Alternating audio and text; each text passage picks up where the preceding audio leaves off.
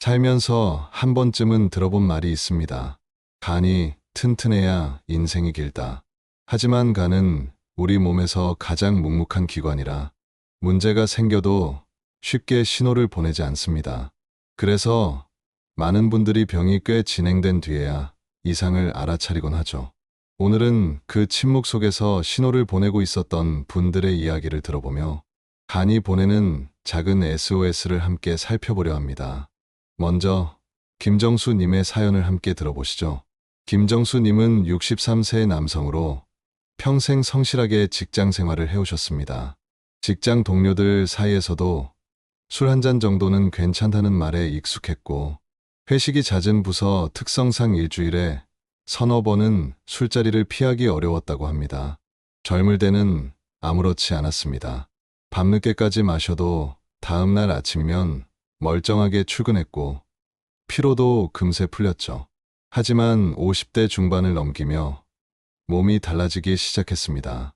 하루 종일 피곤하고 아침에 손발이 붓는 느낌이 들었지만 나이 탓이겠지 하고 넘겼습니다. 그러던 어느 날 아내가 말했습니다. 여보, 얼굴이 노래 보여요. 병원 한번 가보세요. 처음엔 대수롭지 않게 생각했지만 병원에서 받은 진단은 충격적이었습니다. 간경변 초기입니다. 의사는 간 수치가 정상보다 3배 이상 높아져 있다고 설명했습니다. 정수님은 그제야 매일같이 마셨던 술이 단순한 스트레스 해소가 아니라 간을 조금씩 병들게 한 원인이었다는 사실을 깨달았습니다. 간경변은 간세포가 파괴되고 그 자리에 딱딱한 섬유 조직이 쌓이는 병입니다. 간은 재생력이 뛰어나지만 계속 손상되면 결국 돌이킬 수 없게 되죠. 정수님은 그날 이후 단 한 방울의 술도 입에 대지 않았습니다. 식단도 바꿨습니다. 기름진 음식 대신 신선한 채소와 단백질 위주의 식단으로 조절했고 하루 30분씩 빠르게 걷기를 꾸준히 이어갔습니다. 초기 간경변의 경우 이런 생활 습관의 변화만으로도 진행을 늦출 수 있다는 이야기를 듣고 실천한 것이죠. 3달 뒤 다시 병원을 찾았을 때 의사는 놀란 표정을 지었습니다. 수치가 절반 가까이 떨어졌던 겁니다. 물론 완치라 부를 수는 없지만 간이 회복되고 있다는 신호였습니다. 정수님은 그때 이렇게 말했다고 합니다. 술로 망가진 건 내 간이 아니라 내 인생의 균형이었어요. 이제는 내 몸이 고마워할 선택만 하려고요. 간경변은 조용히 다가오지만 꾸준한 관리로 충분히 늦출 수 있습니다. 가장 중요한 건 술을 멀리하고 간에 부담을 주는 식습관을 버리는 것이죠. 여기에 충분한 수면과 스트레스 관리가 더해지면 간은 다시 조금씩 숨을 되찾습니다. 이번에는 지방간으로 힘들어했던 이은영 님의 이야기를 들어보겠습니다. 이은영 님은 61세 여성으로 평생 술을 마신 적이 거의 없습니다. 그래서 지방간이라는 말을 들었을 때는 도무지 이해가 가지 않았다고 합니다. 하지만 검진 결과 간의 절반 이상이 지방으로 뒤덮여 있었습니다. 의사는 비알코올성 지방간이라고 설명했습니다. 술을 마시지 않아도 과식, 단 음식 섭취, 운동 부족으로 인해 생기는 경우가 많다고 했죠. 은영님은 평소 달콤한 빵과 커피를 즐겼고 활동량이 거의 없었습니다. 퇴직 후에는 하루 대부분을 TV 앞에서 보내며 과자나 빵을 조금씩 먹는 습관이 생겼다고 합니다. 하지만 그 조금씩이 쌓여간 것이 문제였습니다. 의사는 말했습니다. 지방간은 처음엔 증상이 거의 없어요. 하지만 방치하면 간염, 간경변, 심하면 간암으로도 이어질 수 있습니다. 그 말을 들은 은영님은 큰 충격을 받았습니다.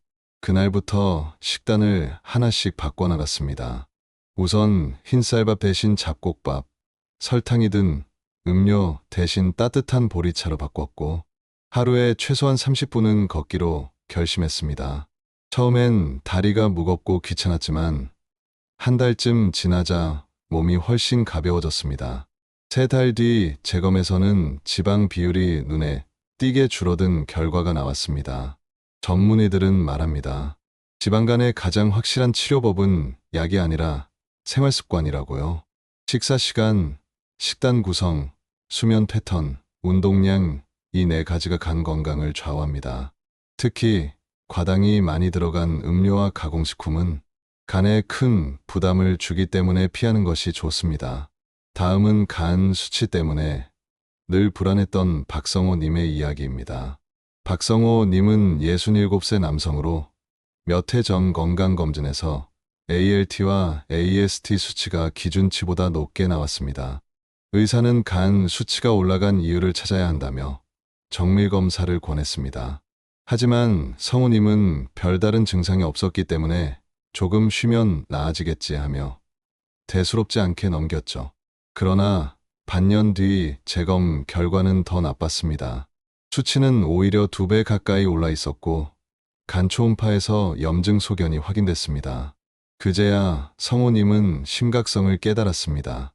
의사의 권유로 식습관을 전면적으로 바꾸고 매일 규칙적으로 걷기 운동을 시작했습니다. 특히 간에 좋은 음식들을 찾아 실천했습니다. 대표적으로 알려진 것이 바로 커피였습니다. 연구에 따르면 하루 2잔 정도의 블랙커피는 간 섬유화 진행을 늦추는 데 도움이 된다고 합니다. 물론 설탕과 크림이 들어간 커피는 반대 효과를 내죠.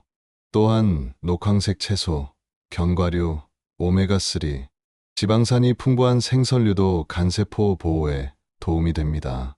성우님은 여기에 한 가지를 더했습니다. 하루 중 간이 가장 활발히 회복하는 밤 시간대에는 반드시 깊은 잠을 자는 것입니다. 간은 새벽 1시에서 3시 사이에 해독 작용이 가장 활발하다고 알려져 있죠. 따라서 이 시간에 숙면을 취하면 간이 스스로 재생할 수 있는 여유를 얻습니다. 4달 후 수치는 다시 정상 범위로 돌아왔습니다. 성우님은 그날 일기에 이렇게 적었습니다. 간이 쉬면 나도 쉰다, 간이 아프면 내 인생이 멈춘다. 이 세 분의 이야기는 간이 단순한 해독 기관이 아니라 몸 전체의 리듬을 지키는 조용한 엔진임을 보여줍니다. 간은 마지막 순간까지 버티는 기관이지만 그만큼 회복할 수 있는 기회도 있습니다. 우리가 조금만 일찍 신호를 알아차린다면 간은 다시 건강을 되찾을 수 있습니다.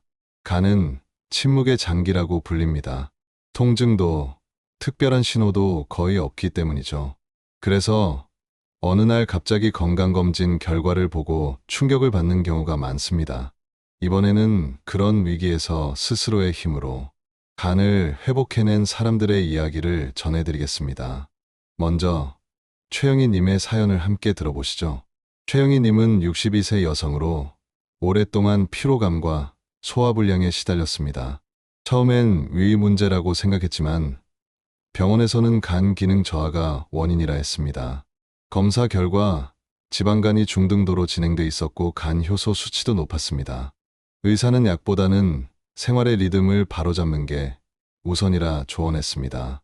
그래서 영희님은 하루 3끼를 정해진 시간에 규칙적으로 먹고 식사 후에는 반드시 30분 이상 가벼운 산책을 했습니다. 또한 저녁 식사 후에는 아무리 배가 고파도 간식을 먹지 않았습니다. 간이 쉬는 시간에 음식을 섭취하면 회복이 늦어지기 때문입니다. 3달 뒤 놀라운 변화가 찾아왔습니다. 눈 밑에 잔 부기가 사라지고 아침 피로가 훨씬 줄었습니다. 혈액 검사 결과도 호전됐죠. 영희님은 이렇게 말했습니다. 간을 위해 무언가 거창한 걸 해야 하는 게 아니었어요. 그저 내 몸의 시간을 다시 맞춰주는 게 답이었어요. 다음은 직장 스트레스와 불면으로 간이 상한 정혜준 님의 이야기입니다. 정혜준 님은 65세의 남성으로 늘 늦게까지 일하고 새벽에 잠드는 생활을 반복했습니다.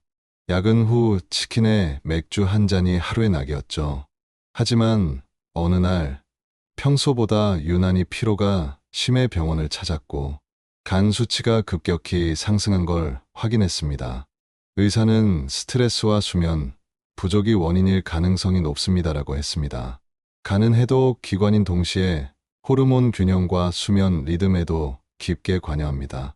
스트레스가 쌓이면 코르티솔이라는 호르몬이 과다 분비돼 간의 해독 기능을 떨어뜨립니다. 또 수면이 부족하면 간이 재생할 시간을 잃어버리죠. 혜준님은 우선 밤늦은 업무를 줄이고 수면 리듬을 고정했습니다. 매일 밤 11시면 불을 끄고 명상음악을 들으며 잠드는 습관을 만들었습니다. 술 대신 따뜻한 물이나 무카페인 차로 대체했고 아침에는 햇빛을 받으며 가벼운 스트레칭으로 하루를 시작했습니다. 한 달 만에 피로감이 눈에 띄게 줄고 피부 톤이 밝아졌다고 합니다. 간 수치도 점차 정상 범위로 돌아왔습니다. 혜준님은 이렇게 회상했습니다. 간이 아프다는 건 몸이 너무 오래 쉬지 못했다는 뜻이었어요. 이젠 제 몸이 제게 주는 신호를 놓치지 않으려 합니다. 마지막으로 간 건강을 지키기 위해 가족이 함께 노력한 김미선 님의 사연입니다. 김미선 님은 68세 여성으로 남편이 간암 진단을 받은 뒤 가족 전체의 식습관을 바꾸기로 결심했습니다. 남편의 병을 지켜보며 우리 가족 누구도 같은 길을 걷지 않게 하자는 마음이 들었죠. 그녀는 집안 식탁에서 튀김, 가공육, 단 음식을 완전히 없애고 매일 신선한 채소와 제철 생선, 두부, 견과류 중심의 식단으로 바꿨습니다. 또 가족 모두가 함께 운동하도록 생활을 바꿨습니다. 저녁마다 동네 공원을 걸으며 대화하는 시간이 자연스럽게 생겼고 그 시간들이 오히려 가족의 마음을 더 단단히 이어줬습니다.